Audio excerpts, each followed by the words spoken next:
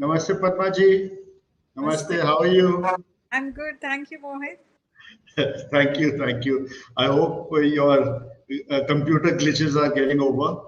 And, I'll tell you what, you don't have to worry about your computer going off because, we've got plenty of time and you can always come back if there's a glitch. So don't worry too much about it. We've got people coming in now. Welcome, Maheshi. Welcome, Nishanji. Kanishji, welcome. Good to see you again. And Sharda ji, Dr. Newton, welcome, ladies and gentlemen. And really happy to see all of you here. Today we have Padmaji with us, who's going to talk about the native flora. And she is the expert, and she conducts many events, many walks, which I'm going to tell you about when I introduce her to you. So friends, just type yes in the chat box if you can hear me properly. And Padmaji, could you say hello as well, so that people can hear you? Yeah. This is a new medium for me. So, yes. Hi to everybody. Lovely to have you on a Saturday weekend evening, this hour, discussing plants. Fantastic. So I'll quickly introduce you, Padmaji, right now, and then you take on, with your slideshow. So, friends, Padmavati Dwivedi comes from HR profession, which she pursued for a few years after completion of MSW from Andhra University, where she was a topper.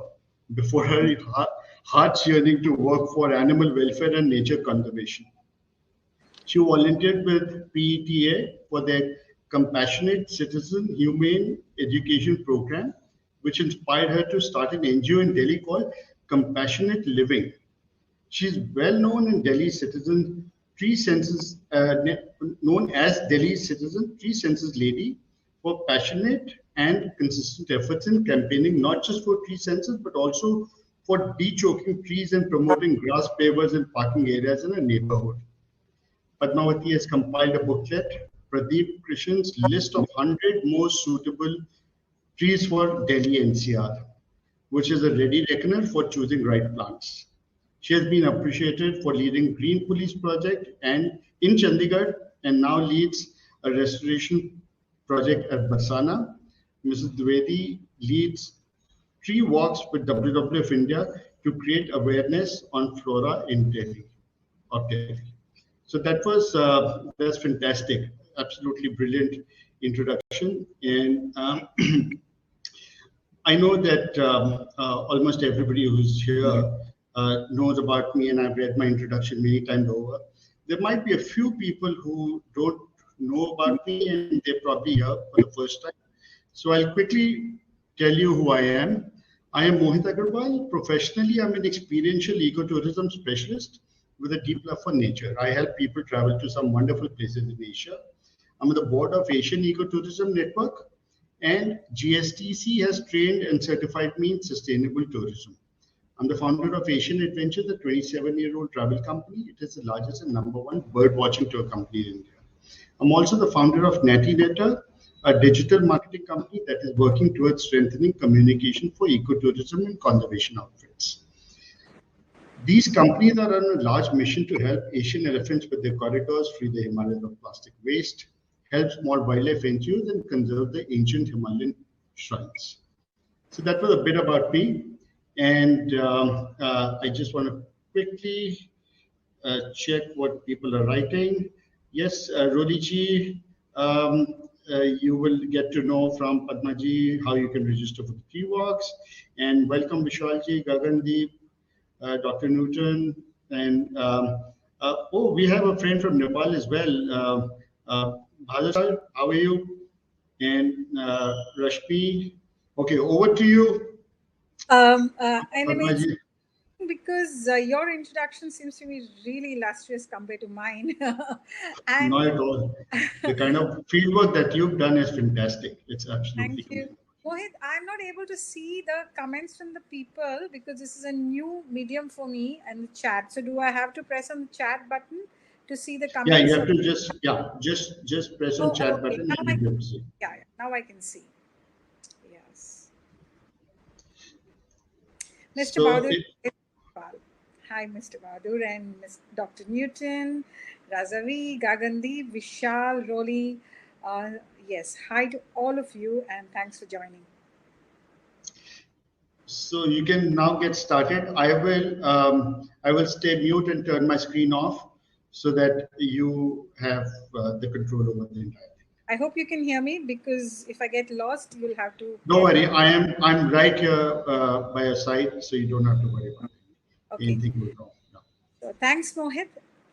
Uh, hi, all of you. So recently, I have been to Ranthambore with a family. It was a family trip, and we were on a safari. So when the jeep went into the zone 10, for those who have already been there in Ranthambore looking for a tiger, you might be familiar with this particular track, which is very long, and it's been raining, so the track was slithery. But in that beautiful weather, it was overcast sky. I did see a couple of trees, and what intrigued me is that I couldn't identify. And since this was our third or fourth safari in the consecutive days that we have been there, I could identify almost all the trees since they're the same as what we see in Delhi. So I was very intrigued to know the name of the trees, and I wasn't surprised or half expected the answer from the guide. So so I pointed out to this beautiful tree glistening in the fresh rain, the leaves of tender light green, very beautiful. So I just asked him the name of the tree, and I wasn't surprised with his response because he said, madam इधर तो लोग tiger देखने आते हैं अ, और हमें इसकी नाम पता नहीं है और अब पहले हो जो हमें पेड़ का नाम पूछ रहे हो. So if you look at the tourism industry or you know any tourists or in fact just people who haven't been not necessarily visiting nature reserves or forests, even in our own surroundings, somehow plants are not the focus. They are not the center stage. They're often overlooked because they're not moving like animals do. Even in our country, when you look at the posters for several years that are there in the media, I have seen a few vintage posters from the year 19 from the 1960s. Um, so in the last so many years, in the last 60 years, somehow flora have not made to the center stage or have not come into the focus of tourism. Definitely, even in ecotourism, if you look at the Nil Kuranji, which flowers once in 12 years, which is just making it to the the focus now, but then it flowers once in 12 years, so it does fade away as the subject of celebration the rest of the 11 years. So trees, for me, are very enchanting in my journey as an activist, and I have learned quite a bit about them working on the ground for their protection, especially urban trees in Delhi. The more I learn about them, the more I experience the beauty, the more I'm convinced that it is time, especially in ecotourism, to bring them into focus and to bring them center stage, especially native flora. So I'm hoping, but that by the end of this little conversation we are having, this little discussion, I'll be able to inspire and to inspire all of you to take a closer look at your green neighbors and wear these glasses of wonder, which I will be making you wear by the end of this this talk, to see them, with this little, that their magic, and understand their tenacity, their journey they have gone through over millions of years, their history of evolution. So, uh, hopefully, you will all look at them with some magical eyes by the end of this talk. So, I'm just going to start this slideshow right now. I hope, Mohit, please hang on. This is a new medium for me, a webinar, and I might need you. I'm right here. Yeah, yeah. So here we are.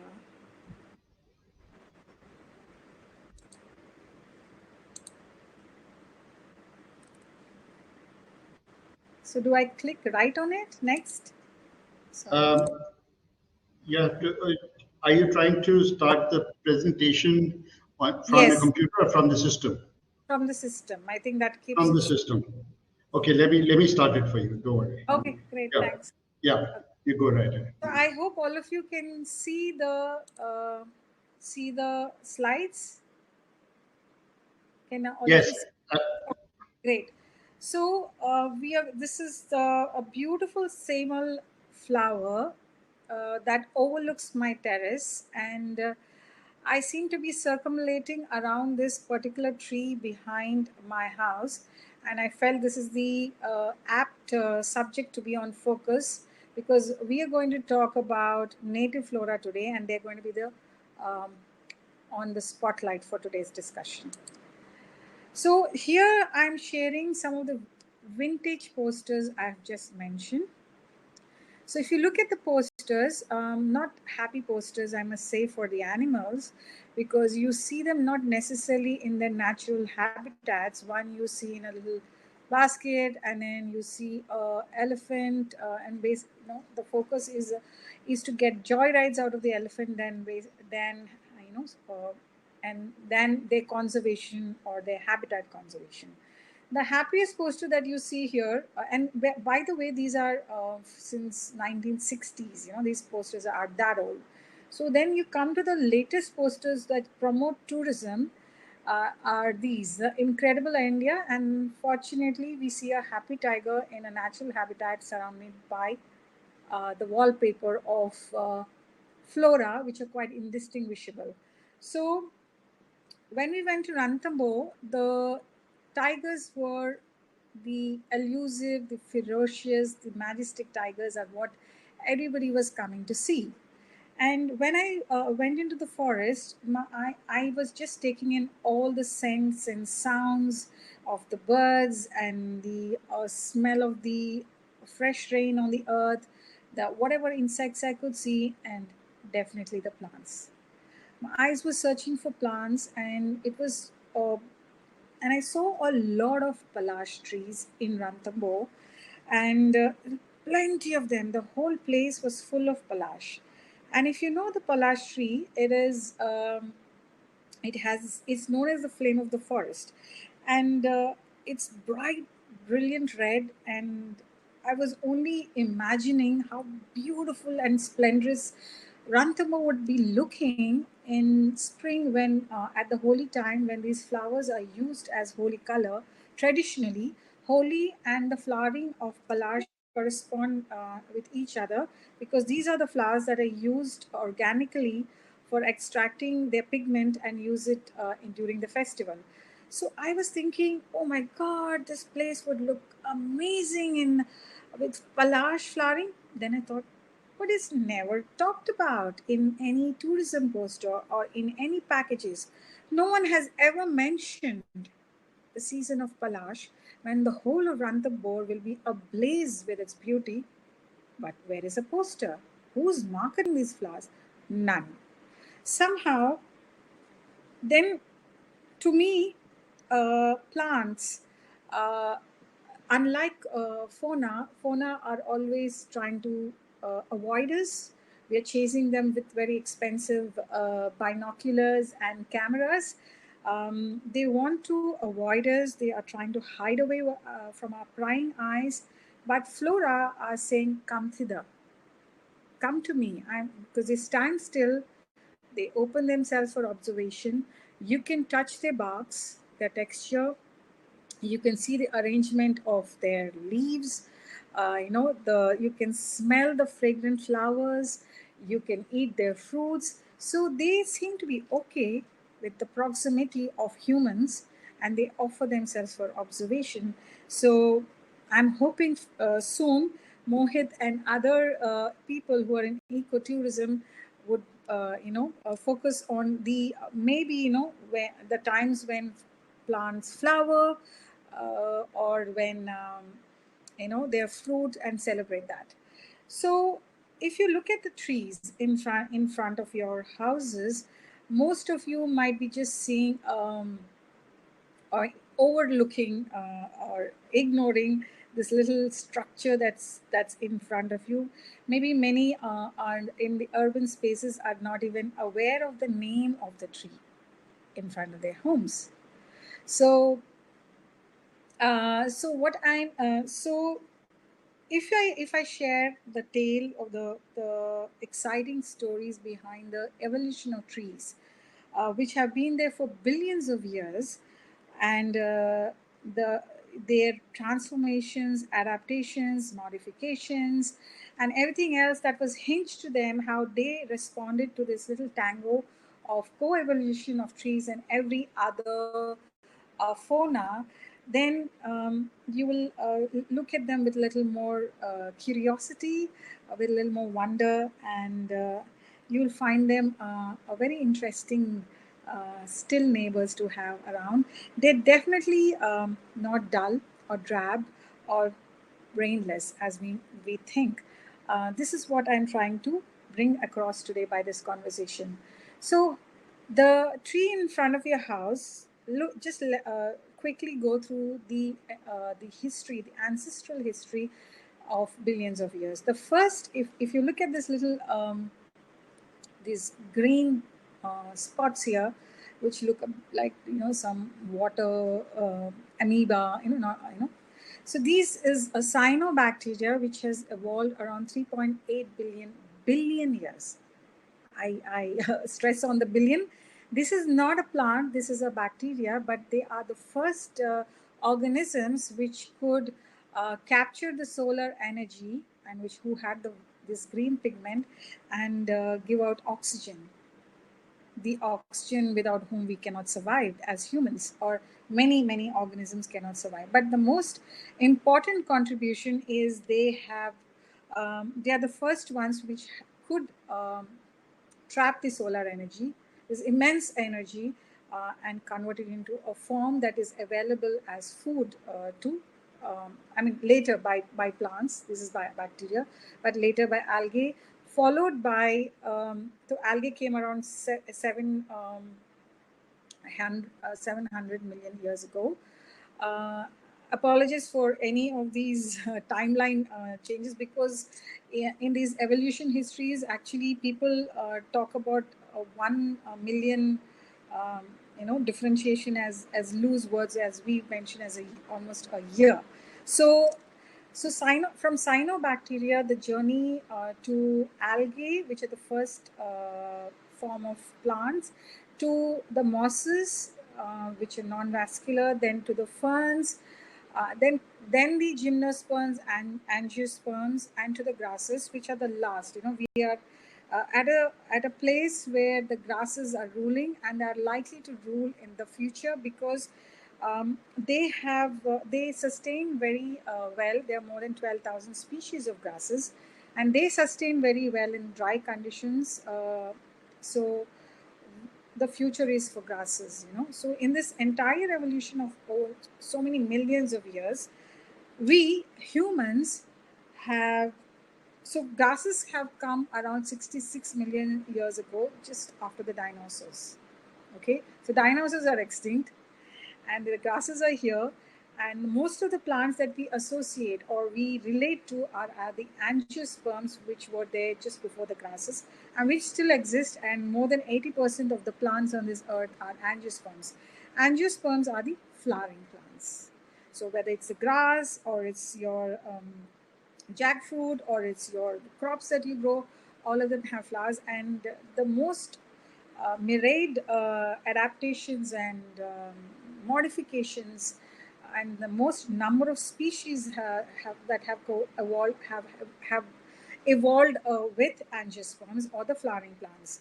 So it's interesting to note that the tree that you see in front of your house has gone through this entire evolution and has survived, because a lot of plants have become extinct due to harsh conditions during ice ages. But the plant you see in front of your house, and it has survived through its ancestors, and is right there in front of you to greet you in front of your house.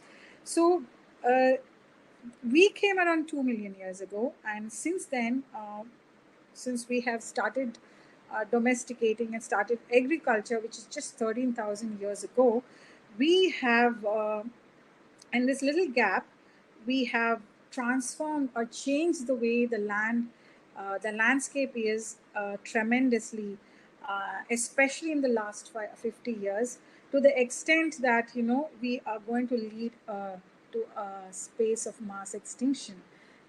So I hopefully we do turn it around a bit by understanding the importance of flora, because they're the primary producers of food for all of us. Okay, now coming to co-evolution. So when we, as the plants were evolving, so are the animals evolving, whether it's the beetles, bees, birds, butterflies, everything was co-evolving with the plants. Um, so in this co-evolution, and in fact, any organism desires to survive, to grow, and to multiply. So whatever it does, it's for achieving these three objectives: to grow and to multiply and expand its species.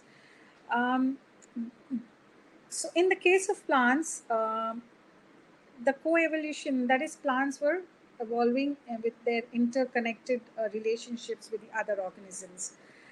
So here, since the plants were the primary producers, and they were producing for themselves this green leaves or food through solar energy, but the other organisms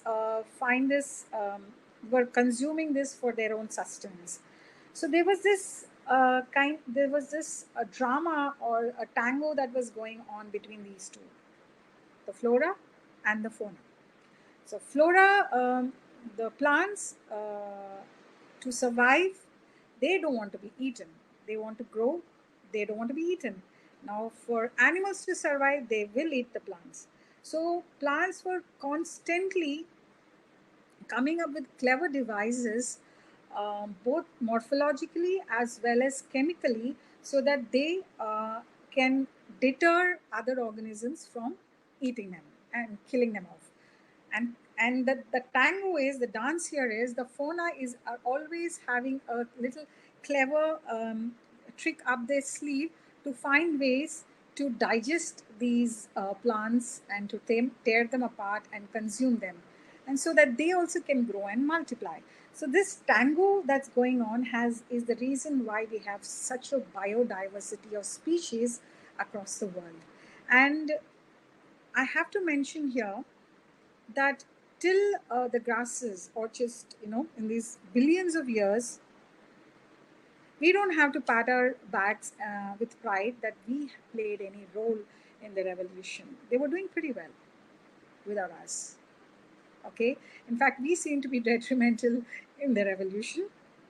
They did perfectly well, and the adaptations were happening over millions of years. That is, each change or response by which both of them are changing is happening very slowly, like every little change would happen like in 1 million years, that slow.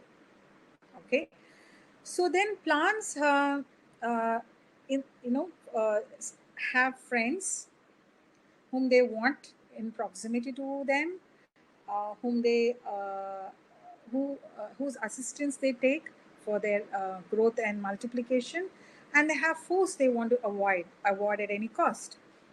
So the friends are those which help them. Like I can narrate a few examples.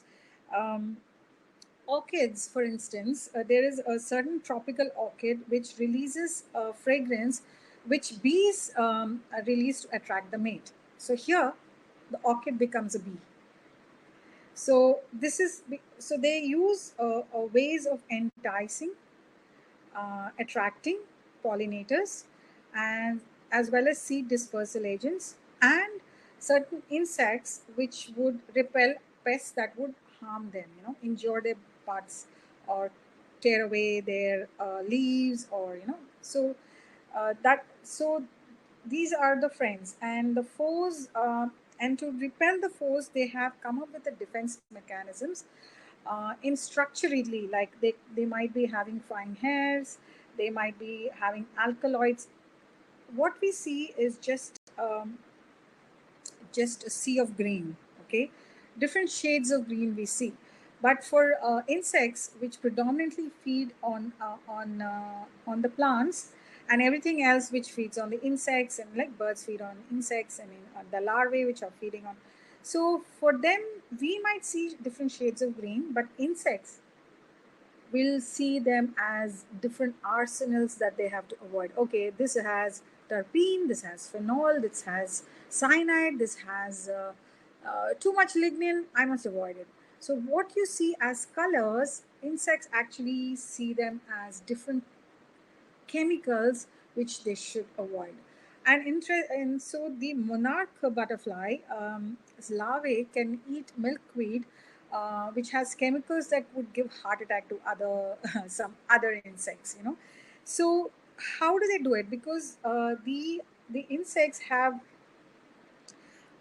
they have gut flora, they have microbes which they have evolved, and so if it's a structural adaptation made by plant, then the other insects would have made some changes in their mouth parts, in their teeth, in their beak, which would beat this structural defenses. If it's chemical defenses, then they also uh, have evolved to release more and more enzymes which can detoxify these chemical defenses of the plants.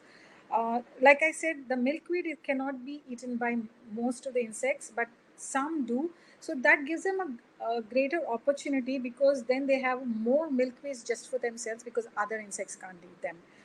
And so there's a leaf cutter ant which carries a specific fungi, uh, and then it mates elsewhere, and it carries this particular fungi to the nest, and it carries there to the nest, and it tends to them, because these are fungal farms that some insects tend to, like termites, so that the larvae can feed on these remnants broken up by the particular fungi. So uh, so the more variety of enzymes or fungi that they can grow, then the greater is the variety of platter of food that is available to the plants. So there is a particular insect, that acacia, which are ants, which are the very ferocious ants on a certain acacia tree, which guard the tree because they get some nectar from these acacia tree. So they don't want other insects to come and eat away this nectar. So they guard it, and they kill, and they even clear the vegetation around the acacia, so that it's like the little soldiers guarding the tree, which is fine for the tree, because those insects which harm the tree are being attacked by the ants, and as a gift, they exchange this little nectar or sweet juices with the ant. So this is the kind of gifts exchange that happens between the tree and the other fauna. So there are hundreds of these such examples in nature. Um, so if so a tree benefits with its associations by enticing birds and insects or other fauna for helping in because it's still and it cannot travel everywhere. So it has to entice all these for its seed dispersal and pollination. And the animals then have to develop better enzymes and use better microbes for detoxifying these chemicals of the flora. This is the main point of this slide. And like I said, humans have only come at a much later stage, and so the intelligence that the humans carry cannot match the intelligence of nature. So all the plants that have survived and different ecological or ecosystems of the world before the humans have arrived on the scene are called native flora. They are native. They have come on their own through the interactions of nature, natural forces, and the other organisms that have existed before the humans have arrived. So humans have no role in the origin of native flora. So since we have come so much later, and we have only started farming around 13,000 years ago, and before that, we have nurtured ourselves by consuming things directly from the native flora in different places of the planet. I want to tell you something interesting here. There is a plant, they have done a study, it's a violet a plant. So they have studied that if one plant gives 50 seeds and 25 generations, there will be more seeds than the stars in the galaxy. And if each of the plant weighs 1 gram, then in 50 generations, the weight of these plants alone would be 6 times the weight of the earth. So obviously, this checks and balances that exist in nature ensure biodiversity, that just there is not just one or too many of the same species. There are hundreds and thousands of them, millions of them existing in different niches, depending upon the climatic conditions and their capacity to ward off pests, and their ability to use the opportunity of their friends to multiply. So therefore, if you look at a just green, I mean, it's time you change the way you look at them. It's not just one shade of green. There are many shapes and sizes and colors and structures and functions that are there in trees. We go to the next slide. So I just told you about native flora and the uses. So agriculture. The first use, let's look at the food. There are more than 80,000 edible species of plants, and most of them are in the wild. It would shock you to know that we grow only around 150 species. That, I mean, there are many varieties of those species, but we grow only 100 up to around 150 of them. And out of them, 20 species give more than 80% of form more than 80% of our food, and out of that, only 9 contribute to more than I guess more than third of our diet. So from 80,000 species which are edible in the wild, we come down to 9. And this is very sad, because I don't understand how does that make us intelligent when we are wiping away large tracts of land in the name of agriculture, and when there are so many species that are edible, and we only end up our plate mostly has just around 9 species of plants which are grown and we eat. I think it's time we change that. Um, so, um, so I just wanted to share a few plants from the wild. Some grow on my terrace. I wanted to share pictures of wild species because that's what I would like you to appreciate and admire and bring into your lives. And all of them are native, and all of them are native to Delhi. This is falsa. These are the flowers, and this is growing on my terrace. This is chimrod. It's a bit I don't know. It grows quite widely on the road medians. It has this star-shaped flowers. Does very well. It's an opportunist. It doesn't need too much of care. And like I said, natives have learned how to survive in very harsh conditions without any external help, and definitely no help of humans. So they do extremely well. If they're left to their devices. And chamrod is one of those in Delhi. It fruits profusely, and it is just after spring, not after spring, just at the onset of spring, sometime in February. You will see a lot of them growing all over, and their taste is a bit placid, like a bland tomato, but they are edible. Of course, all of you know kajur and Mohit's farm. Recently, I had the opportunity to have kajur. I was very happy to be able to eat them off the trees, just freshly taken from the tree. And this is lasora. In South, we don't have lasora, but here it does very well. It grows very fast. It's a medium-sized tree with lovely, beautiful drooping branches. And the raw lasora are used here in Delhi as achar. I'm sure most of you North Indians would be knowing that.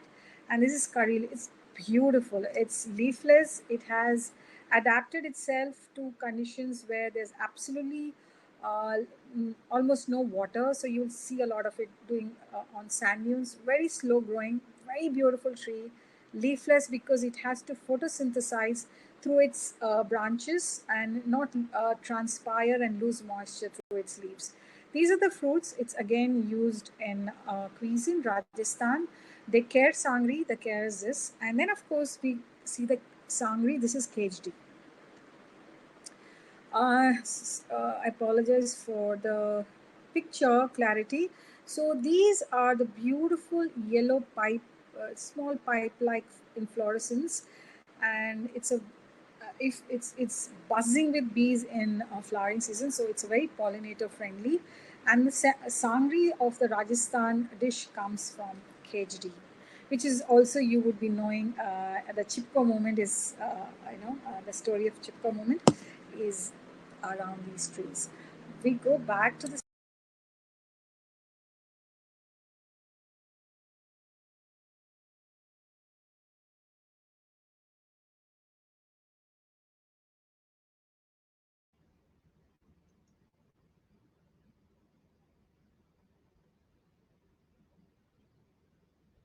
Friends, don't worry.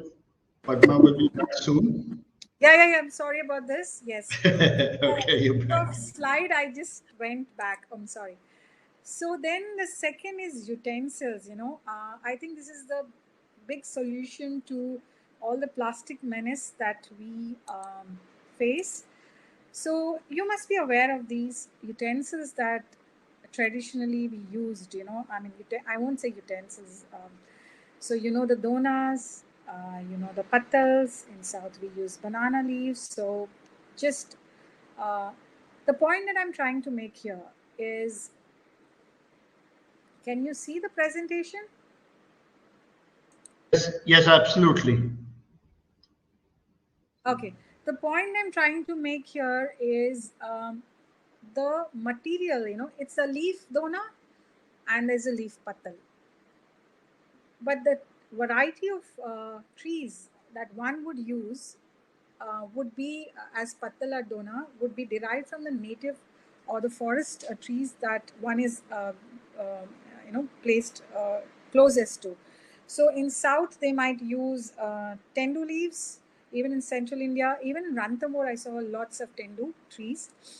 Or you might use Bohemia vahili, which is like a kachnar, a climbing kachnar with very large hoof-shaped leaves. These are dry. So the even jackfruit leaves are used as patals. So this is the traditional plates that one would use and throw. Even if people had guests at home, so that you're not washing the dishes and using water, you're not using soap. You just have these leaves when guests come, during weddings, even in hotels around 40 years back, 50 years back. These were the ones that were there on which food was served. And these are fresh, you're not storing. I think the whole problem is about hoarding, so we are depleting the forest we because of the packaging that happens in nature. Nothing allows Nature doesn't allow hoarding because it disintegrates. These are biodegradable. So to increase the shelf life, we have come up with um, packaging them in a way so that we can stock them and hoard them in storage in storage places. And so the forests get depleted because we bring the entire treasure, natural resources, and package and store them so that we can use them at our convenience. So the industrial use of this is large scale industrial use even of natural resources is creating problems because that's a point I'll come later to. So these are the plates one uses, but then the leaf one you takes from the forest. It would be of a tree that they are located in proximity. Tendu for some, jackfruit for some, maybe Bohemia Wahili for some. Then yes.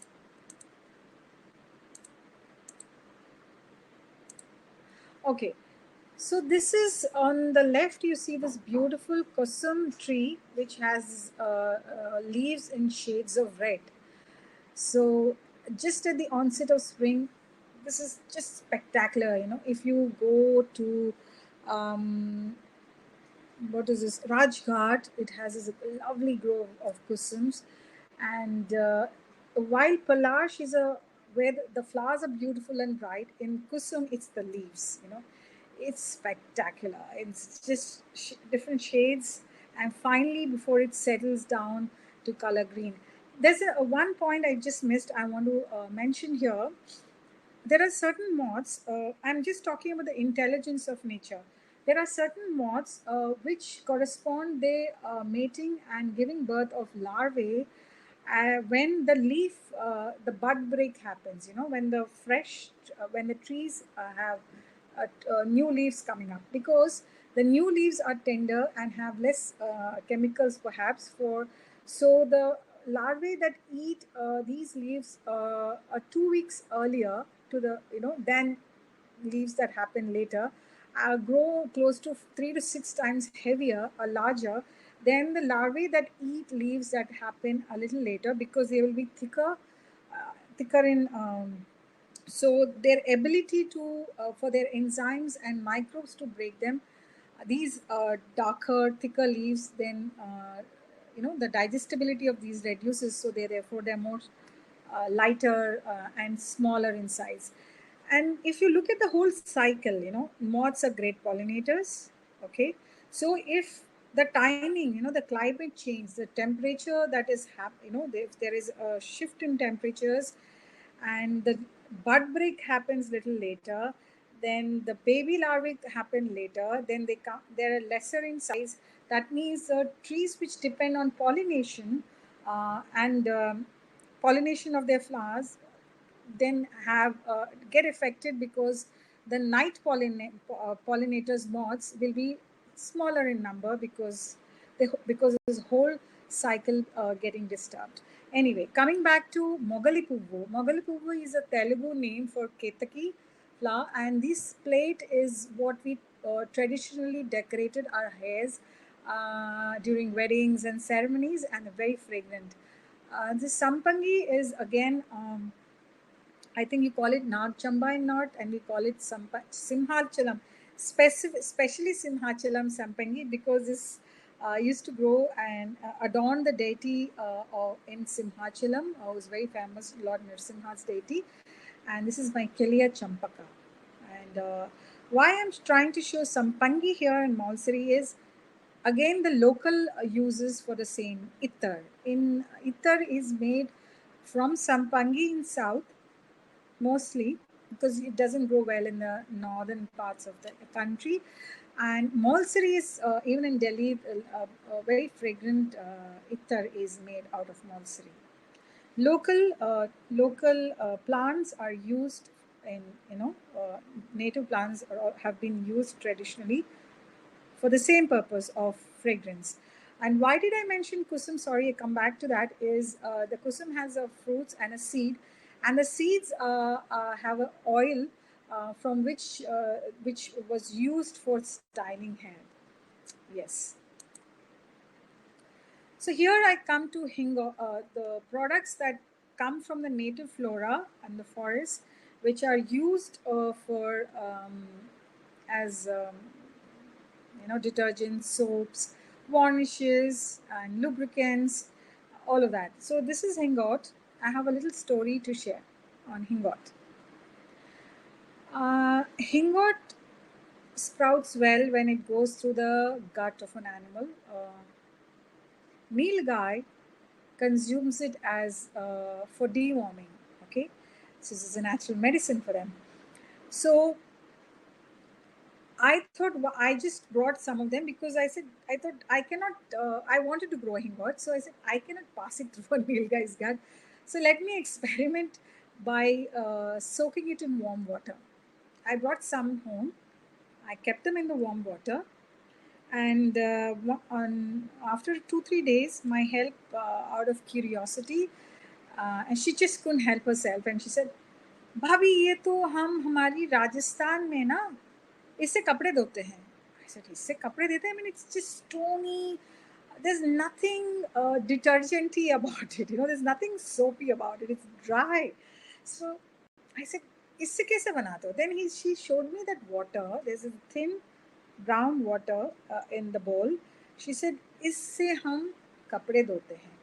And the other interesting thing about native flora or forest produced from the forest is all the local people, it's a free resource. They don't have to go to a shop and buy.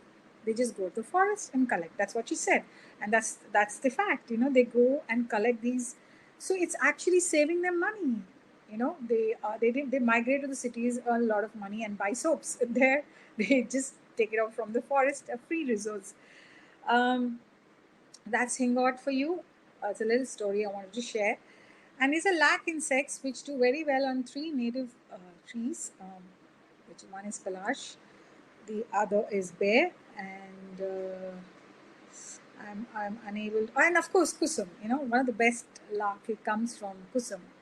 And you also remember the story, Lakka ka ghar jo jal gaya tha, Pandava's story. It goes back as far as that.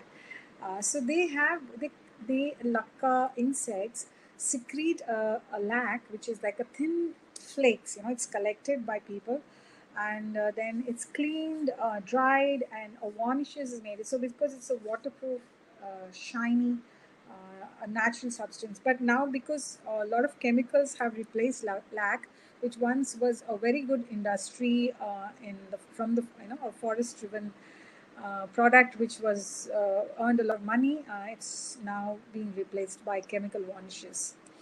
And of course, the soap nut. Another interesting thing about soap nut is I didn't know till lately that soap nuts, there are soap nuts in the north and soap nuts in the south, and there are 2 different trees, and which also look quite different. So this is a soap nut from the north, and the trees in the north give less soap nuts than the south. And I don't think I need to elaborate on how we use soap nuts, but I must mention Usha Srinivasanji, one of my mentors. I have many, and she was one of the initial mentors. She told me many years ago that she washes her silk saris with soap nut liquid, and she says there's no better alternative than this. So we also wash hair in south. So this is our shampoo, this is our detergent. Yes. And then the gum arabic comes from acacia tree, and it's a resin. And if this is it's like a little gluey substance, and that's exactly what it is used for. It is used in food industry. It is used, at the back of the stamps as a glue. It's used as a glue. Uh, so I may not be able to tell all the uses. I'm just mentioning a few that I remember. It's used in paint paint as a varnish. Lac is used, but here in watercolors, those, it's used as a medium to bind. This again comes from trees. So all these products are biodegradable. But of course, if you escalate anything and into an industrial level, and then dispose all of that and concentrate in small areas, then it would be polluting, but not to the extent that chemicals do. And this is sandpaper tree. The This is Strabelus asper, and by the way, the tree that I have seen in Ranthambore uh, is Strabelus asper. So this is used like the name I've written. There are very few trees in Delhi. One is in Roshanarabad. Yes, there are two of them in Roshanarabad. This is a picture I have taken because I was so elated to see it in fruit. So anyone who wants to see this particular tree, I must have gone 4 times in the span of last 5 years just to see this tree to Roshanarabad. So the leaves of this tree are used as sandpaper. Not just this tree, even you can use. It's very rough, so even even Harshinga leaves are used as sandpaper. Now, coming to medicine, there's an interesting fact that I must mention. More than 4 billion people sustain on nature for their medicines. I grow a lot of these plants on my terrace, and on my neighbor's terrace, there was this lady from, I think, Jharkhand. She works in one of the. She's a help in one of the flats there. My terrace is a source of a lot of entertainment because there's so many plants flowering. So especially in spring, they attract a lot of attention by the neighbors. So she peeped in and she told me, "आप बहुत सारे जड़ी बूटियाँ उगाते हो इधर." I was like, I was very happy to know, and I asked her, because I thought they were being used only in some northern states. When she said Jharkhand, then I realized that these are used as medicines in many parts of the country. So she said, our हमारी जो दवाई जो बनाते हैं ना, हमको बोलते हैं जंगल में जाके ये सारे पौधे लेके आने के लिए, और उससे वो हमारी दवाई बनाते हैं. So I was just so happy because again these are free medicines, and if we are talking about 4 billion people living on forests for medicines on these free resources, and these are so anyone who depends on them would conserve them. Once the dependency is broken, then they're just jungly useless, and the moment you see them as useless, then that's where their extinction, they become extinct because we wipe them away. We see them as just useless plants, and again that's what makes us less intelligent than the plants. So this is Chitrak. This is one plant which just beautiful. I mean, just love this. I have it on my terrace. So unlike the expensive, gadgets that you need for birding, also the size of them that you have to lug and carry. Plants just about need a magnifying lens which will fit into your pocket. So once you want to move to exploring them, understanding their beauty and wonder, do invest in a good magnifying lens that fits in. I mean, most of them fit into your pocket. There's, those jewelry lens. And if you look very closely at Chitrak, and this portion of it, it has a slight protrusions, you know. So at the end of this protrusion, you will find little globules of very sticky. You just go and stick your finger, and you'll find sticky resin exuding out from this portion, which later will turn into a fruit, and which will later turn into fruit and a seed. It turns brown, of course, after the fertilization. So if you walk past, these will stick to your body or any animal. So this is a clever adaptation by the plant for seed dispersal. And so if you ever think, if it ever crosses your mind that they're not intelligent, think again. So this is Gonde. I love this fruit. A friend of mine, Vijay, who is also one of my mentors in my journey on native flora. Of course, Pradeep Krishnan is, like my guru. He made me taste gundi, quite a bunch of them, and they're so sweet. When you pop in the first fruit, they're very sweet, but you can't eat too many because they're just very sticky. So very sweet and sticky. So just recently when I went to Barsana, one of the locals there told me that they treat their mouth ulcers with gundi. Okay, this is also growing on my, of course not with the fruits, I have it on my. Coming back to chitrap, which I haven't mentioned as a medicinal, it is used for so many rheumatism, arthritis, even on cancer. There were like 20 ailments for which chitrak is used. And the roots are used, it seems, for treating diabetes. So this is adusa. Adusa has a very peculiar flower, like the shape of a throat with its tongue out. So it is... this plant is particularly used for treating throat, throat infections, cough, those kind of. And this Lajwanti, which you would be very familiar as touch me not. So this plant is used, it's very beautiful. And if you look at this closely with a magnifying lens, you could see the pollen. So all the pink, what you see is like hundreds of stamens with pollen. All this, very beautiful. It does pretty well in Delhi, and it almost disappears because it's frost tender. Then it makes its appearance again from spring onwards. So they're just a glimpse of the medicines that come from the wild. Just a glimpse. They are, like I said, there are 81,000. Then they must be, almost. Not, I won't say almost. I would say all. All native flora have medicinal properties. They might be in their roots or stem, flower, buds, fruit, seed in one part or the other. They all have medicinal properties. Did I miss anything here? Okay, we move on. So then comes the celebrations, how native flora have been a part of our celebrations. So here I would like to share a very famous festival we all celebrate, Ganesh Chaturthi.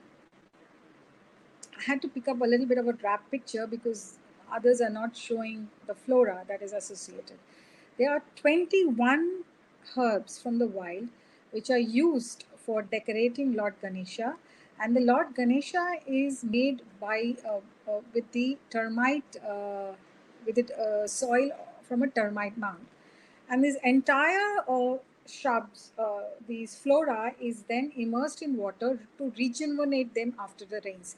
That is the reason why this is celebrated at this particular time after the rains, because this thing, when you immerse in the water bodies get rejuvenated with all the tannins and the termite, the whatever, because termite mounds have fungi. Maybe, I'm assuming that's one of the reasons, but so all this concoction of chemicals are used for rejuvenating the water bodies after rains. And this is the reason why traditionally it is celebrated.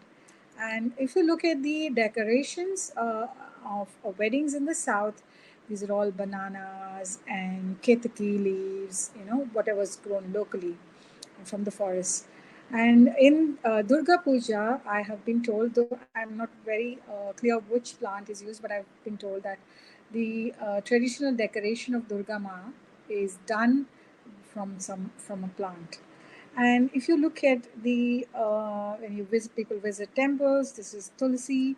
But then don't fool yourself that Tulsi can grow all over the country, everywhere. Tulsi, also there are many varieties of tulsi. In Barsana, we saw one which is has its origins in Africa, but it is also native to that part of the country. Does very well there with absolutely no moisture. It survives the harsh winters.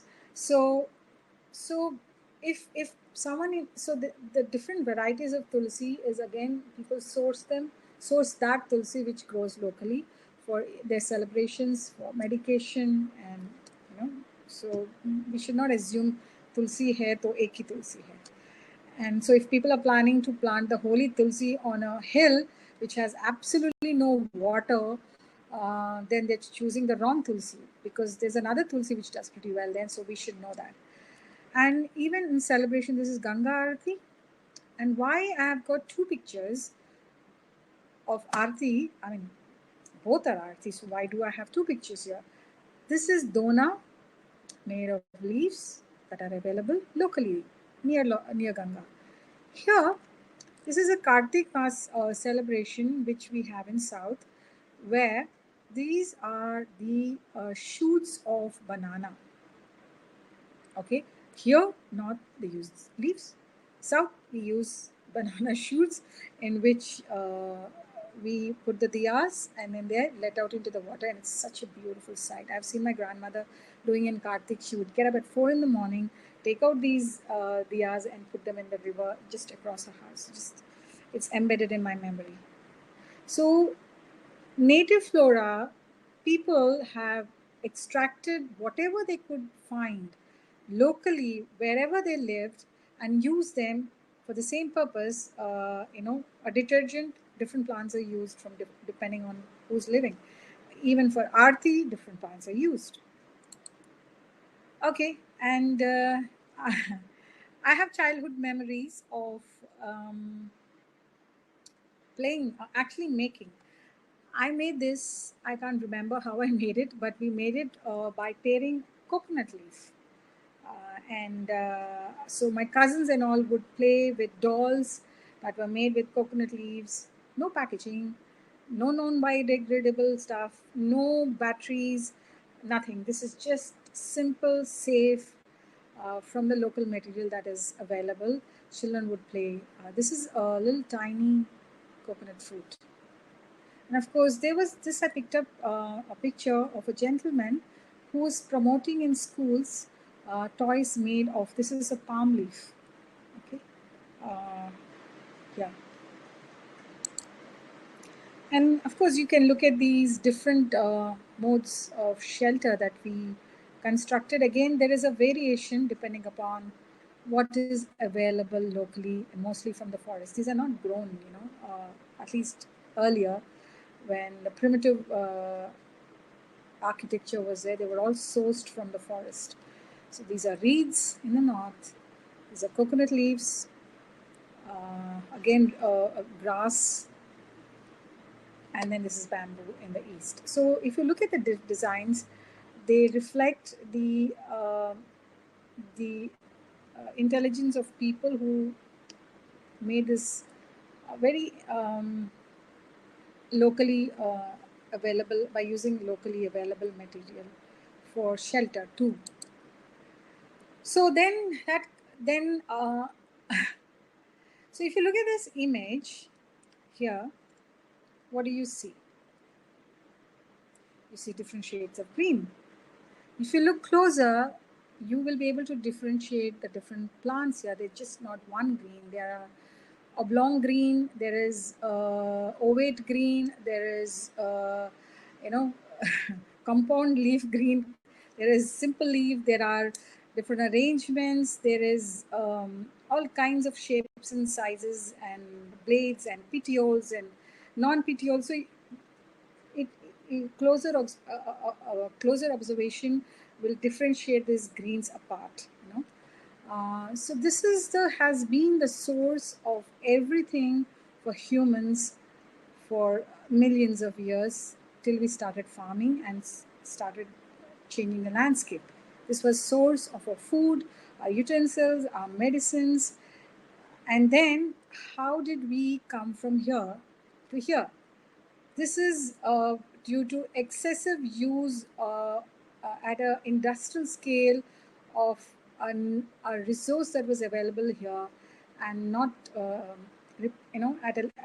a scale, at a speed that it could not replenish itself. This is completely bare rocks due to overgrazing and taking away wood.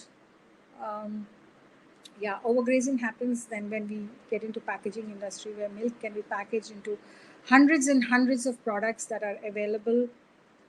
Because if you take any product fresh and it has no shelf life, then it doesn't convert into industry anyways. So then comes this, because we no longer need this when we have this, because all our products come from a mall now. So we don't see this as a source of all our needs, but this as a source of all our needs. So we would rather visit frequently, and we consider this as an important space to hang out, because we get something out of here, but not from here. So this is where I feel the ecotourism plays a very important role to develop this connect, to share these stories, to share this wonder and magic of flora, of native flora who have evolved over millions of years. So, how do we get our flora back?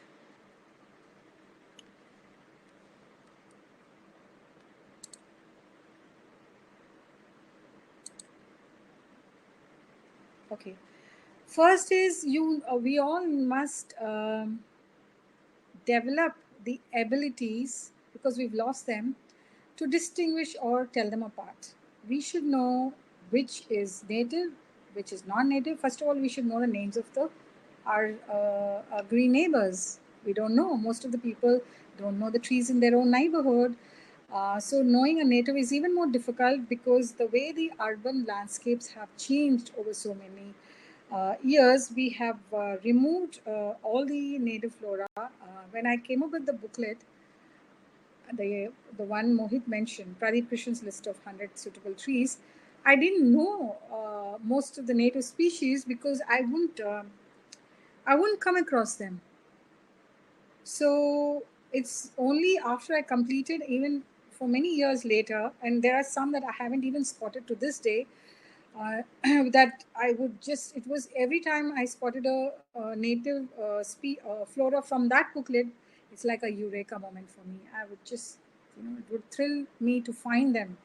So you will have to get outdoors, attend some tree walks, just explore by yourself to find those native flora. Okay, so once you know the native flora, then how do you source them? There are some nurseries, I think just a couple of them, which provide these flora, so you can source them from there. And then third is to raise them yourself, from cuttings or through collection of seeds. You can do it yourself. So I would like to go back to the previous slide, and when there are some shocking, you would there's some shocking information I want to share. There is an intergovernment science policy platform for biodiversity and ecosystem services report that came out in 2019. Okay, according to that, if you listen to their findings, which was compiled by studying data of 50 years by more than 150 scientists from more than 100, I think 50 countries. They have studied that more than 82% of the biomass of the wild has disappeared, and whatever is there is the humans, and the domesticated biomass is actually now 92%.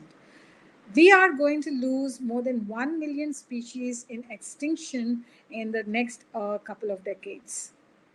It's alarming. If you read that, you will freeze, and you feel that it's just we are sitting on a time bomb that's going to explode at any moment. The urban spaces have doubled. More than $577 billion are of crops, worth of crops are at a risk because of pollinators loss. I mean, this was just too shocking for me to know that what are we going to lose just because we're going to lose pollinators, because we are growing only very few, I mean, abysmal variety of plants, and for growing those we are completely obliterating the wilderness. So then there is going to be a collapse of pollinators, which are in large numbers, varieties in the wild. And once they collapse, then the food production is going to collapse. Then there is more than three quarters of the land and 66% of marine environment has been impacted negatively by the human actions. Wherever there are indigenous people, nature has stayed intact. It's doing relatively much better. More than 25 million kilometers of new roads and paved roads are coming up by 2050, and most of them are going to come up in developed and developing countries, as if we don't have enough roads already. So, and like I mentioned, more than 4 billion people are depending on nature for their medicines.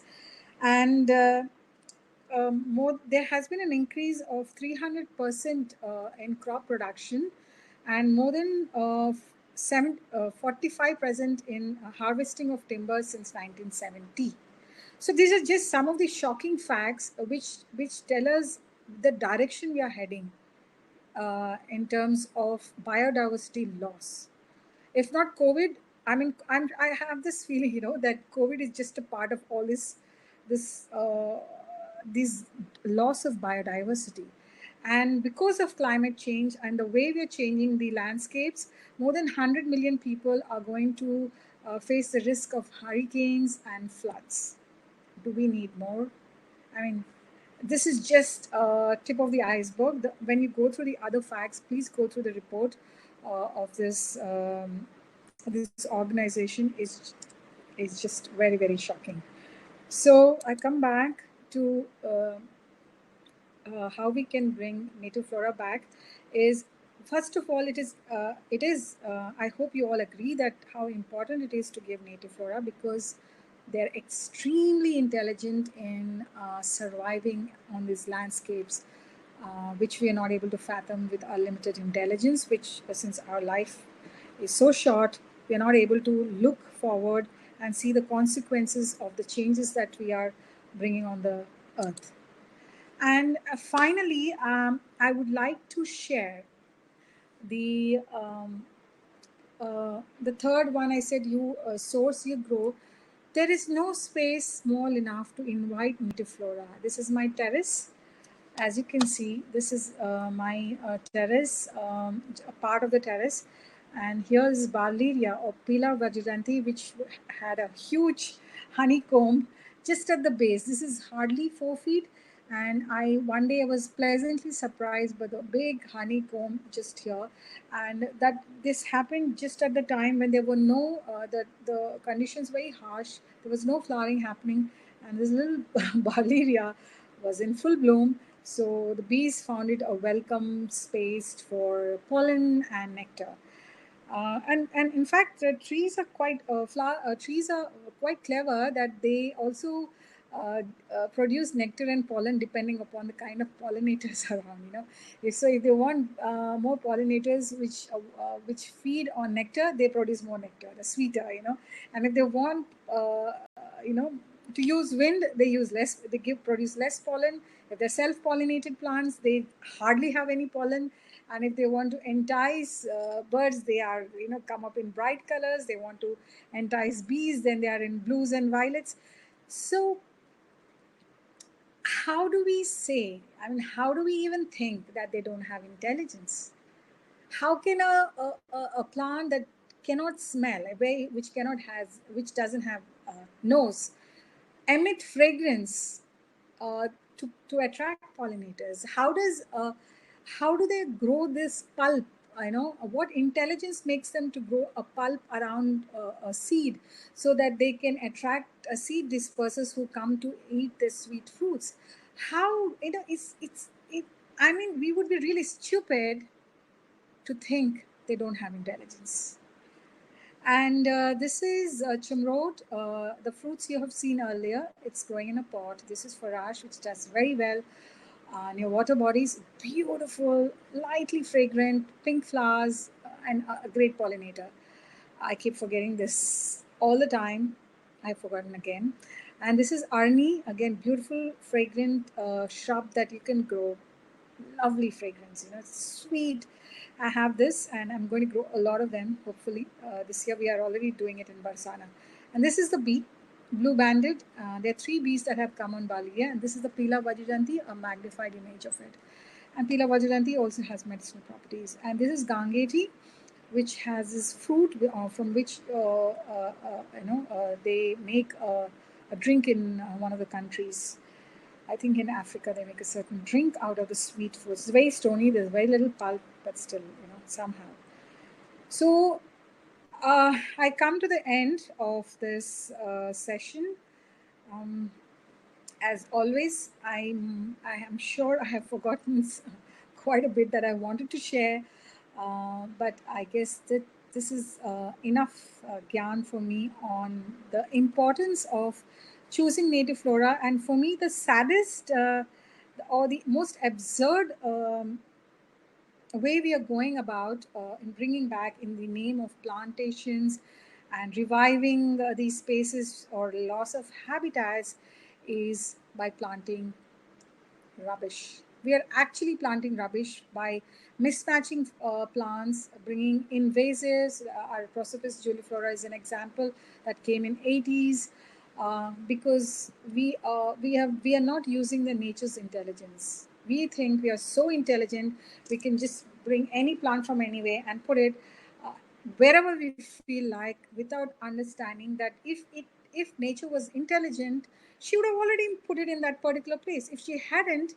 there must have been a reason. So that's the way we should go about planting trees, match the nature's intelligence when we plant trees. Thank you so much.